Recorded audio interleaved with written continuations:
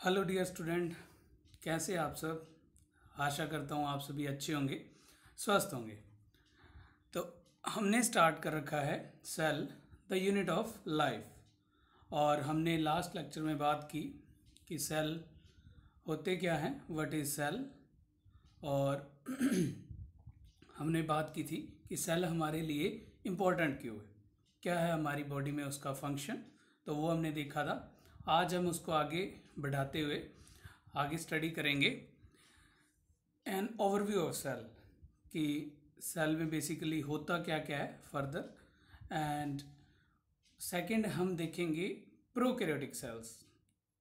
Cell को दो type में डिवाइड किया जाता है, वो हम बात करेंगे कि प्रोकैरियोटिक सेल्स कौन से होते हैं, यूकैरियोटिक सेल्स कौन से होते हैं। तो आज हम इस टॉपिक के बारे में पढ़ेंगे। तो आइए स्टार्ट करते हैं। ओवरव्यू में अगर हम बात करें तो हमने स्टडी किया है कि सेल जो होती है वो हमारी बॉडी के लिए एक बेसिक स्ट्रक्चरल और फंक्शनल यूनिट होती है। ठीक है, हमने बात की थी कि जैसे एक हम घर की कल्पना नहीं कर सकते ईंट के बिना, इसी टाइप में हम एक बॉडी की, लिविंग ऑर्गेनिज्म की जो स्ट्रक्चर है, जो बॉडी है, वो बिना सेल के पॉसिबल नहीं है। ठीक है, तो इस टाइप से जो सेल है वो बहुत ही इंपॉर्टेंट है लिविंग ऑर्गेनिज्म के लिए, बिकॉज वो स्ट्रक्चर भी बना रही है और फंक्शन भी परफॉर्म कर रही है।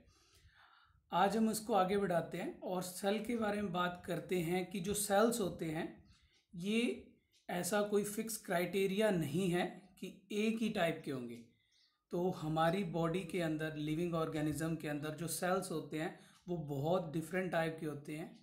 उनकी शेप्स अलग अलग होती हैं, उनकी साइजेस अलग अलग होते हैं, एंड उनकी एक्टिविटीज़ अलग अलग होती हैं। बिकॉज जो सेल एक पर्टिकुलर फंक्शन परफॉर्म करता है वो उसी एरिया में प्रेजेंट होगा, बॉडी की उसी जगह पे प्रेजेंट होगा और अपना एक स्पेसिफिक फंक्शन ही परफॉर्म करेगा।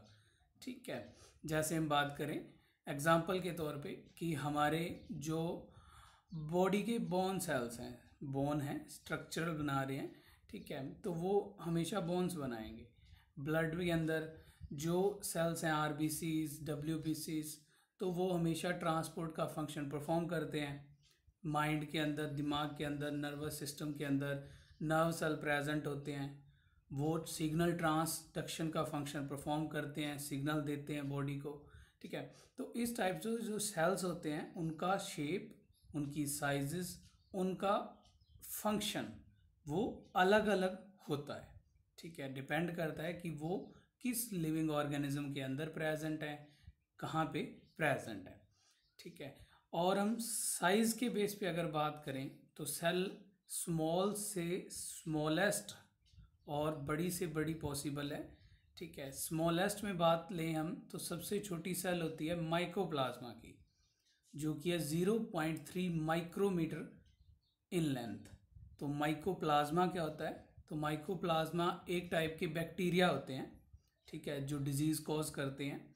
और ये जो बैक्टीरिया होते हैं सबसे स्मॉलेस्ट सेल है, सबसे स्मॉलेस्ट लिविंग सेल्स, जो उनका जो डायामीटर है, जो लेंथ है, देखिए 0.3 माइक्रोमीटर, तो बहुत छोटे हैं।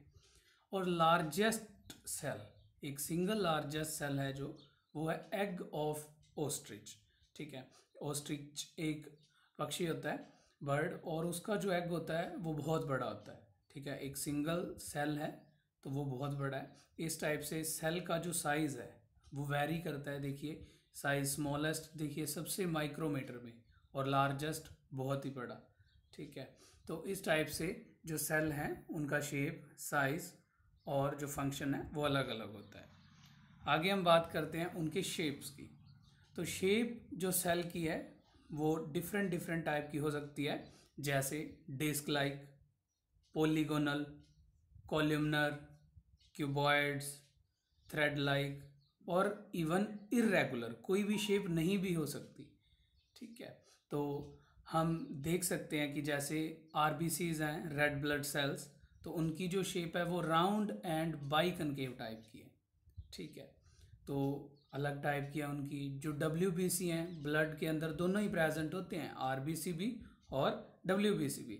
लेकिन जो WBC हैं वाइट ब्लड सेल्स, उनकी शेप अमीबॉइड है, अमीबा जैसी इरेगुलर थोड़ी, ठीक है। तो डिफरेंट है। नर्व सेल की देखिए कि branched and long, branching type की है, और जो सेल है उसका साइज भी बड़ा है, दूसरे जो ब्लड सेल्स हैं उनसे सेल बड़ा है, और जो शेप है वो अलग है, ठीक है।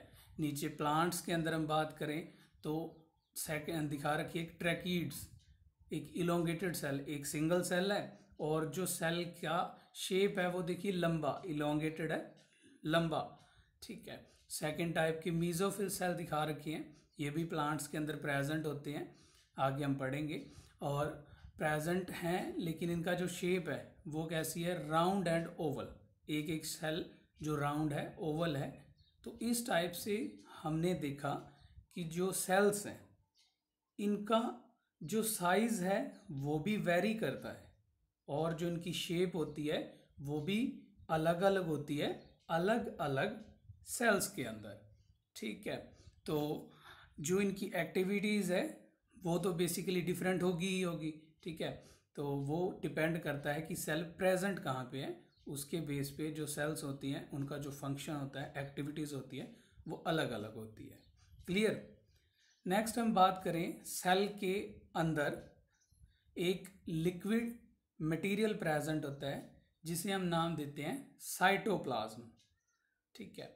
तो जो साइटोप्लाज्म होता है वो सेल का मेन कंटेंट, हम उसे एरिना भी बोलते हैं, जिसके अंदर एक सेल अपना सारा का सारा जो एक्टिविटीज़ हैं, जो फंक्शन है वो परफॉर्म करेंगी, ठीक है। तो जो साइटोप्लाज्म होता है वो एक लिक्विड फ्लूइड प्रेजेंट होता है सेल के अंदर, ठीक है। हमने लास्ट टाइम बात की थी कि जो सेल होती है वो बाउंड होती है एक सेल मेम्ब्रेन के थ्रू, एक कवरिंग के थ्रू। तो सेल मेम्ब्रेन कवरिंग होगी, और उसके अंदर क्या प्रेजेंट है, एक लिक्विड कंटेंट जिसे हम नाम देते हैं साइटोप्लाज्म, जो कि क्या एक मेन एरिना है, फ्लूइड है, जिसके अंदर जो एक सेल है उसके सारे के सारे फंक्शंस, उसकी एक्टिविटीज़ वो चलेंगी, ठीक है। और हम देखें जो प्लांट सेल्स होते हैं उनके आउटर कवरिंग सेल वॉल होती है, और सेल वॉल के अंदर प्रेजेंट होती है प्लाज्मा मेम्ब्रेन, ठीक है। और कोई भी जो सेल है, चाहे वो कैसी भी हो, में भी उसका साइज स्मॉल हो, बड़ा हो, शेप कैसी भी हो, उसके अंदर क्या प्रेजेंट होता है, एक सेंटर में डेंस मेम्ब्रेन बाउंड स्ट्रक्चर जिसे हम नाम देते हैं न्यूक्लियस, ठीक है। न्यूक्लियस के अंदर क्रोमोसोम प्रेजेंट होते हैं, ठीक है। और क्रोमोसोम के अंदर क्या हम बात करते हैं, DNA प्रेजेंट है, ठीक है, जो सारे के सारे सेल्स की एक्टिविटीज़ को रेगुलेट करता है, ठीक है। तो इस टाइप से हमारे पास सेल मेम्ब्रेन होगी, आउटर कवरिंग, उसके बीच में भी क्या प्रेजेंट है, लिक्विड फ्लूइड जिसे हम नाम देते हैं साइटोप्लाज्म, एंड सेल के बीच में एक dense membrane bound organelle present होती है जिसे हम नाम देते हैं न्यूक्लियस, ठीक है। और इसके अलावा भी सेल में बहुत से सेल ऑर्गेनेलीज प्रेजेंट होते हैं, जैसे हम उनका नाम लें तो एंडोप्लाज्मिक रेटिकुलम हो गया, गोल्जाई कॉम्प्लेक्स, लाइसोसोम, माइटोकॉन्ड्रिया, और भी बहुत सारे हैं, ठीक है। तो ये सेल ऑर्गेनेलीज भी, जितना भी सेल का मीन कोई भी जो एक्टिविटीज़ हैं वो रेगुलेट करते हैं, अलग अलग इन सेल ऑर्गेनेलीज का फंक्शन है। हम डिटेल में आगे एक एक सेल ऑर्गेनेली को स्टडी करेंगे कि किस ऑर्गेनेली का कौन सा फंक्शन है, ठीक है। और ये जो सेल ऑर्गेनेलीज होते हैं ये सेल के अंदर मेम्ब्रेन बाउंड होते हैं, ठीक है। एंड जो एक सिंगल सेल ऑर्गेनेली है राइबोसोम, ठीक है, ये एक ऐसी सेल ऑर्गेनेलीज है जो नॉन मेम्ब्रेन बाउंड ऑर्गेनेली है, इसके चारों तरफ मेम्ब्रेन प्रेजेंट नहीं होती, ठीक है। और ये फ्री साइटोप्लाज्म में मूव करती है, और सभी टाइप के सेल्स में ये प्रेजेंट होती है। तो ये आप राइबोसोम के बारे में थोड़ा खास ध्यान रखें कि एक सिंगल सेल ऑर्गेनेली है जो कि नॉन मेम्ब्रेन बाउंड, ठीक है। बाकी जितने भी सेल ऑर्गेनली हमने बात की वो क्या होते हैं, मेम्ब्रेन बाउंड होते हैं, उनकी अपनी अलग एक मेम्ब्रेन होती है, लेकिन राइबोसोम में वो मेम्ब्रेन एब्सेंट होती है, ठीक है। और हम बात करें तो ये हमने देखा कि जो एक सेल है उसके अंदर क्या क्या प्रेजेंट होता है। एक सेल का जो शेप, साइज और एक्टिविटीज़ होती हैं वो अलग अलग होती हैं।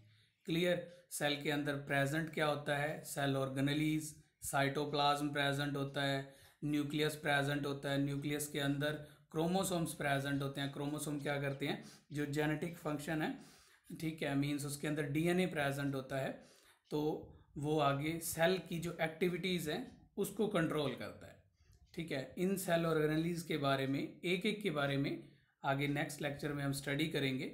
क्लियर। तो इन सेल ऑर्गेनलीज के बेस पे और जो डिफरेंट टाइप के स्ट्रक्चर हैं सेल के अंदर, उसके बेस पे 2 टाइप के सेल्स हम डिवाइड करते हैं। Firstly prokaryotic cell and secondly eukaryotic cells, ठीक है। तो हम पहले स्टडी करते हैं कि प्रोकैरियोटिक सेल्स क्या होते हैं, ठीक है। तो प्रोकैरियोटिक सेल्स के बहुत से कैरेक्टर्स हैं। एक सेल को प्रोकैरियोटिक होने के लिए थोड़े कैरेक्टर हैं, तो वो हम स्टडी करते हैं। तो इसके अंदर जो प्रोकैरियोटिक सेल्स के एग्जांपल हैं, जैसे बैक्टीरिया हो गया, ब्लू ग्रीन एल्गी, ठीक है, ब्लू ग्रीन एल्गी को हम साइनोबैक्टीरिया भी बोलते हैं, एंड माइकोप्लाज्मा, ठीक है। माइकोप्लाज्मा अभी हमने स्टडी किया था, which is the smallest single cell, 0.3 micrometre in length, ठीक है। और पीपीएलओ हो गया, प्लूरो निमोनिया लाइक ऑर्गेनिज्म, ठीक है। और ये क्या होते हैं, प्रोकैरियोटिक सेल्स होते हैं, ठीक है। और उसके बाद सेकंड कैरेक्टर हम देखें, लेके मेम्ब्रेन बाउंड न्यूक्लियस। तो जो प्रोकैरियोटिक ऑर्गेनिज्म होते हैं, सेल्स होते हैं, इनके अंदर जो न्यूक्लियस होता है वो मेम्ब्रेन बाउंड नहीं होता, ठीक है। आप यहाँ पे पिक्चर में देख सकते हैं कि जो डीएनए है, न्यूक्लियोइड है, वो फ्री है, उसके चारों ओर कोई भी कवरिंग प्रेजेंट नहीं है। एंड जितनी भी सेल ऑर्गेनलीज की हमने बात की वो प्रोकैरियोटिक सेल्स के अंदर एब्सेंट रहती हैं, ठीक है, सिर्फ एक को छोड़ के, except one, that is the ribosome. Ribosome present होता है, और बाकी जितनी भी सेल ऑर्गेनलीज होगी, माइटोकॉन्ड्रिया, गोल्जाई कॉम्प्लेक्स, एंडोप्लाज्मिक रेटिकुलम, ठीक है, लाइसोसोम्स, और भी बहुत सारी जो हमने देखे, माइक्रोट्यूब्यूल्स, वो सब क्या रहते हैं इधर, एब्सेंट। सिर्फ एक सिंगल सेल ऑर्गेनली यहाँ प्रेजेंट होते हैं, दैट इज़ द राइबोसोम्स। और वो भी जो राइबोसोम प्रेजेंट होते हैं वो ओनली प्रेजेंट होते हैं, बाकी सब कुछ सेल ऑर्गेनलीज एब्सेंट रहती हैं, ठीक है। इनका भी जो साइज़ है वो वेरी करता है। जनरली जो प्रोकैरियोटिक सेल्स होते हैं वो स्मॉल इन साइज़ होते हैं, और जो इनकी मल्टीप्लिकेशन होती है, डिवाइडेशन कैपेसिटी, वो ज़्यादा होती है। तो जल्दी से जल्दी ये क्या करते हैं, डिवाइड करते हैं, multiply much faster. Clear. And इनके सेल मेम्ब्रेन के आउटर एक और कवरिंग प्रेजेंट होती है, सेल वॉल, ठीक है।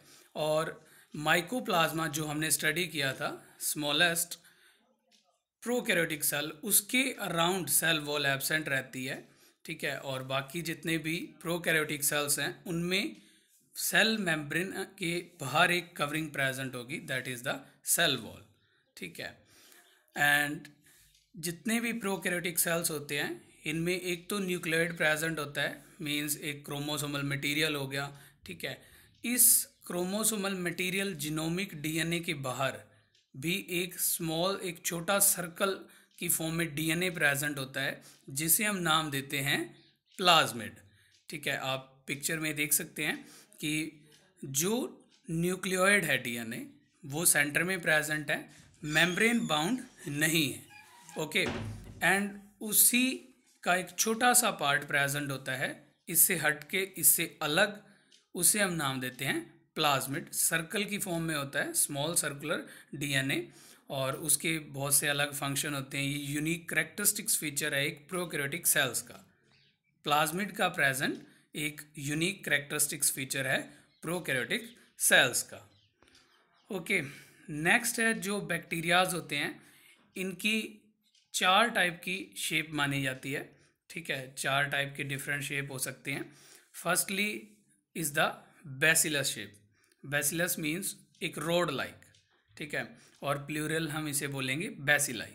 ठीक है, तो बैसिलस शेप में क्या हो जाएगा, जो बैक्टीरिया होगा वो रोड शेप का होगा। Second कोकस type. कोकस मीन्स होता है सफेरिकल। ठीक है, सफेरिकल फॉर्म होगी और प्लूरल होगा कोकाई। ठीक है। Third is the vibrio.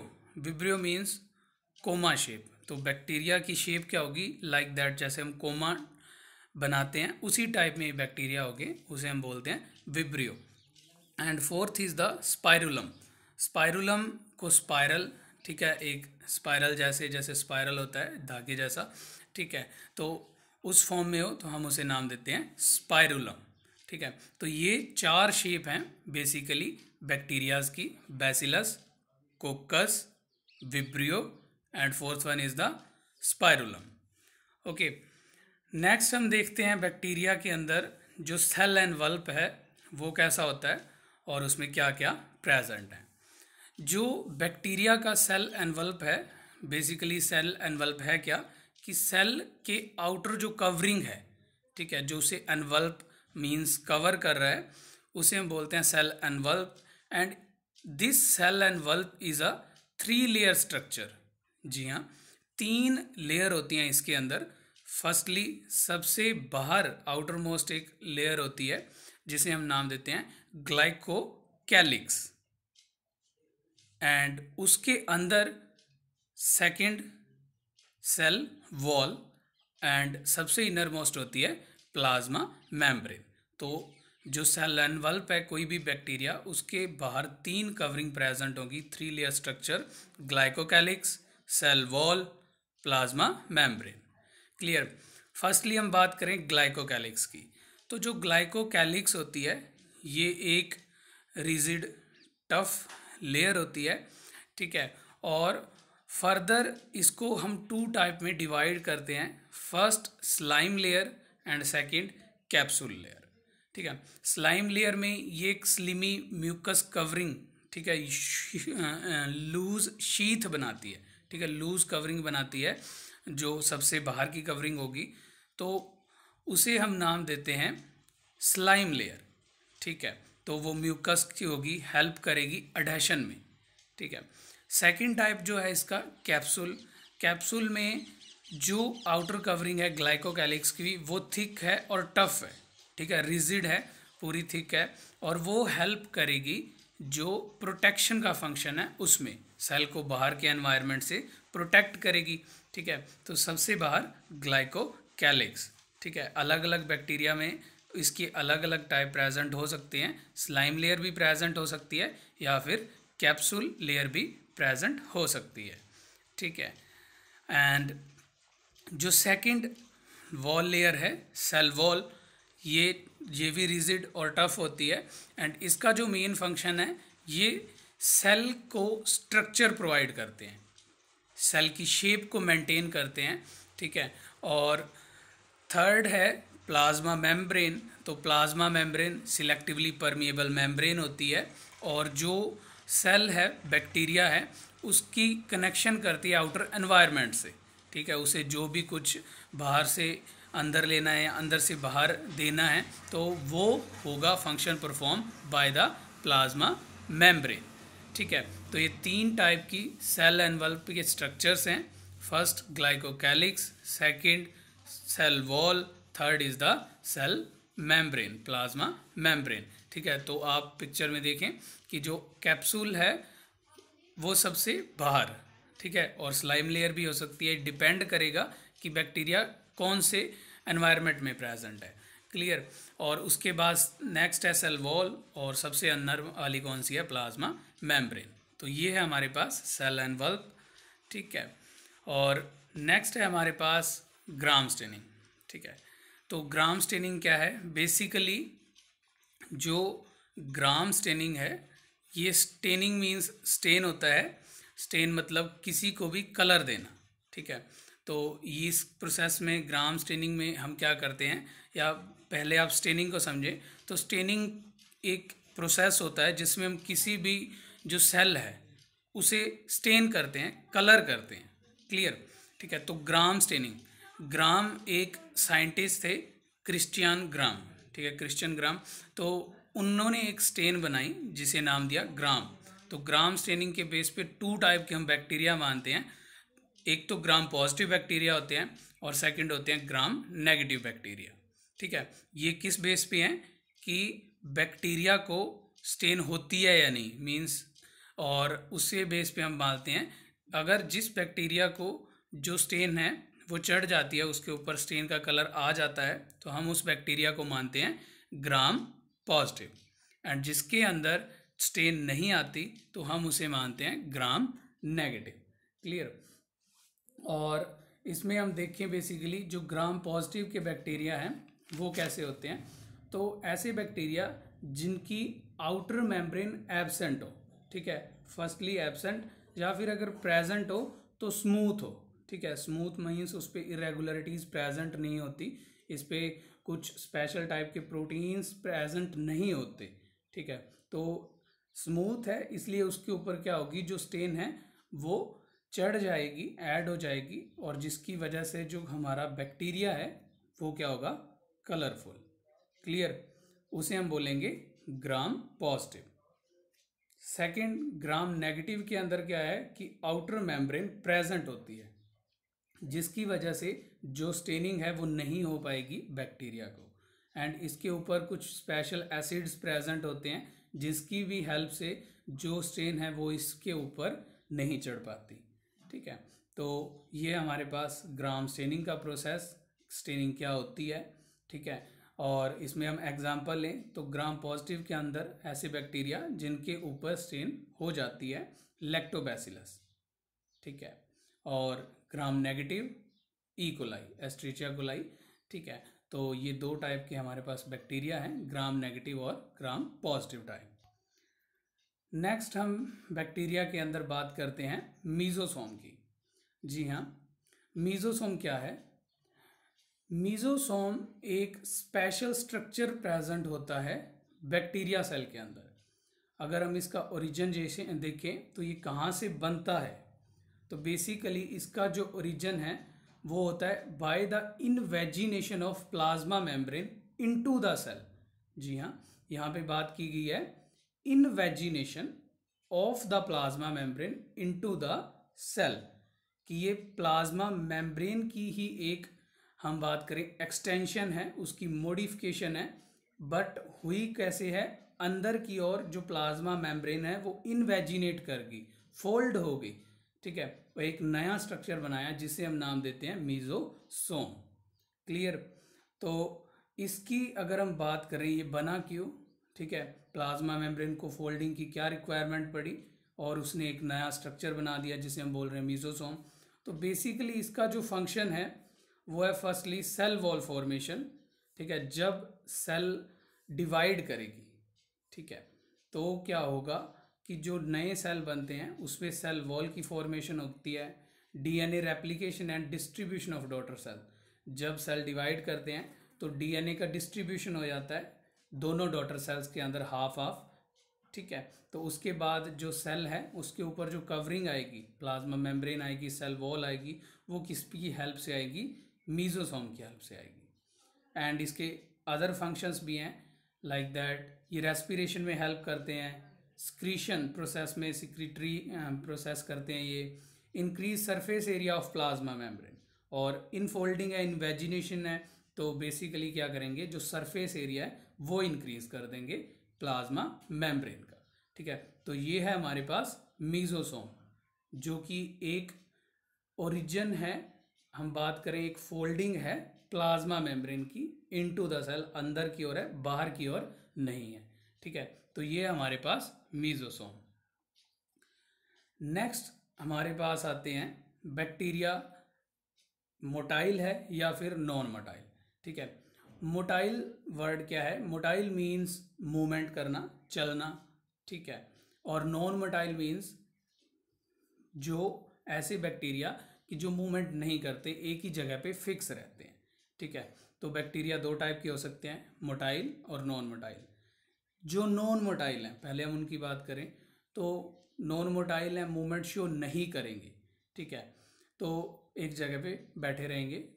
लेकिन जो मोटाइल हैं तो वो मोटाइल किस स्ट्रक्चर की वजह से हैं, उसमें मोटिलिटी के लिए हाथ पैर नहीं होते, तो बेसिकली किसकी वजह से वो मूवमेंट शो कर रहे हैं, ठीक है, तो उसकी बात हम करते हैं।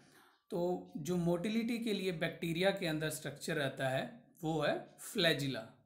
जी हाँ, फ्लैजिला होता क्या है, एक फिलामेंटस एक्सटेंशन होती है सेल वॉल की, ठीक है, एक filament like thread like structure होता है, बनता किससे है, सेल वॉल से, सेल वॉल की ही एक्सटेंशन है, बाहर की ओर प्रेजेंट होती है बैक्टीरिया से, ठीक है।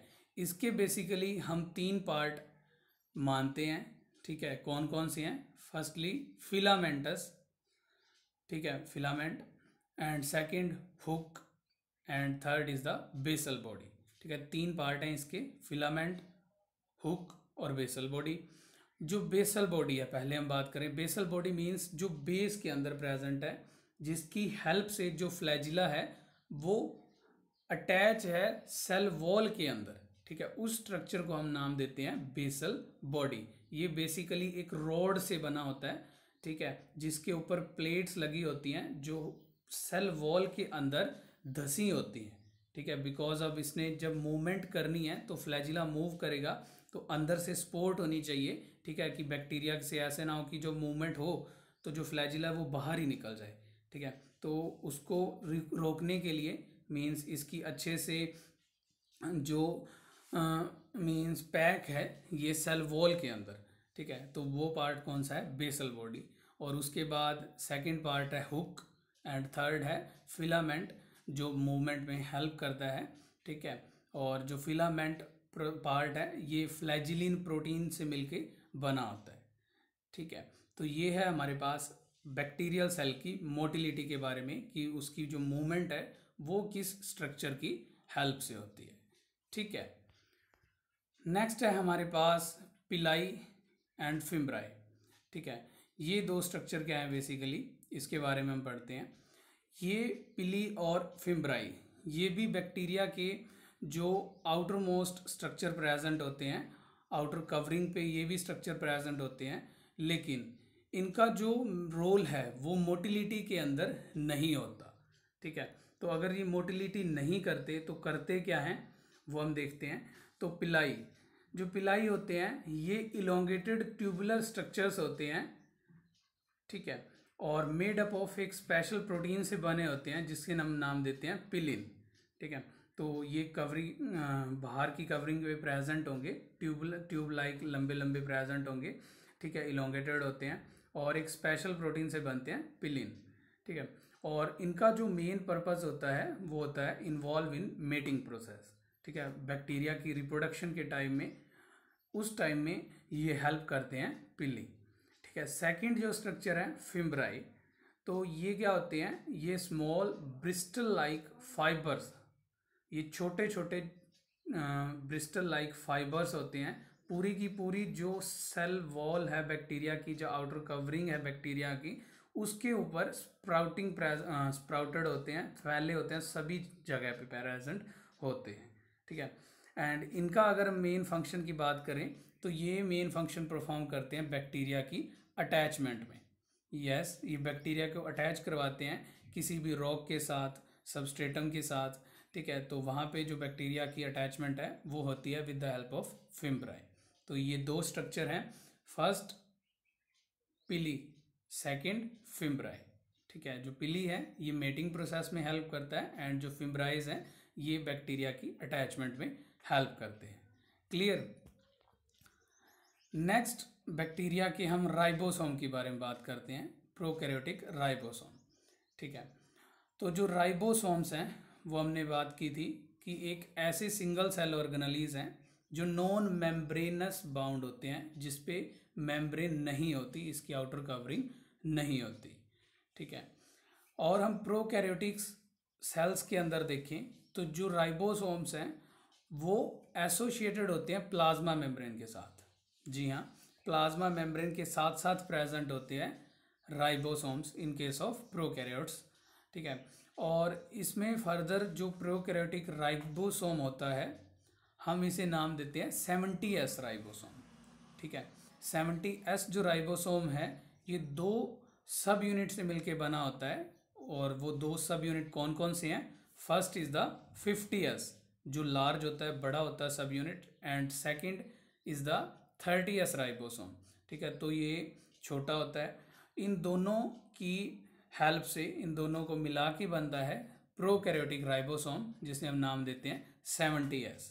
ठीक है, तो ये हमारे पास प्रोकैरियोटिक राइबोसोम। इसका हम फंक्शन देखते हैं।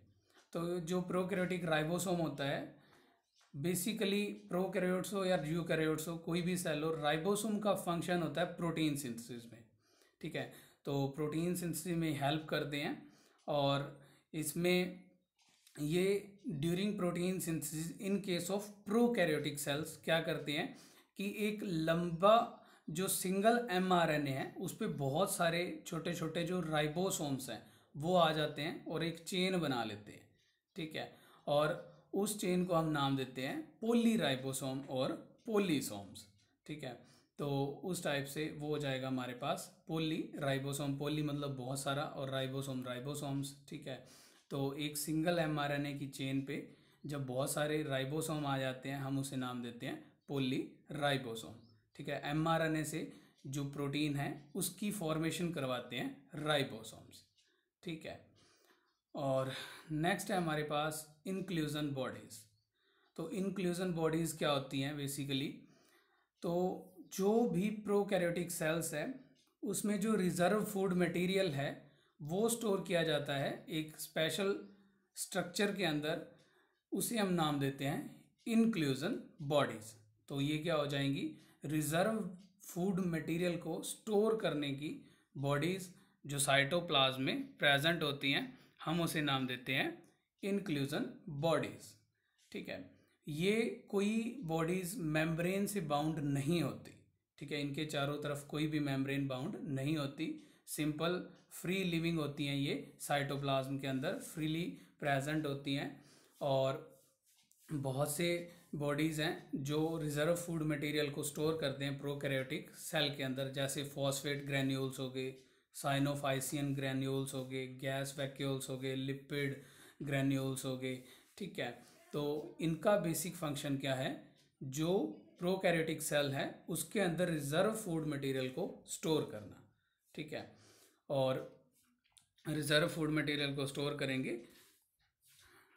तो इस टाइप से ये हमने स्टडी किए आज प्रोकैरियोटिक सेल्स और उसके डिफरेंट सेल ऑर्गेनेलीज जो भी उसके अंदर प्रेजेंट है।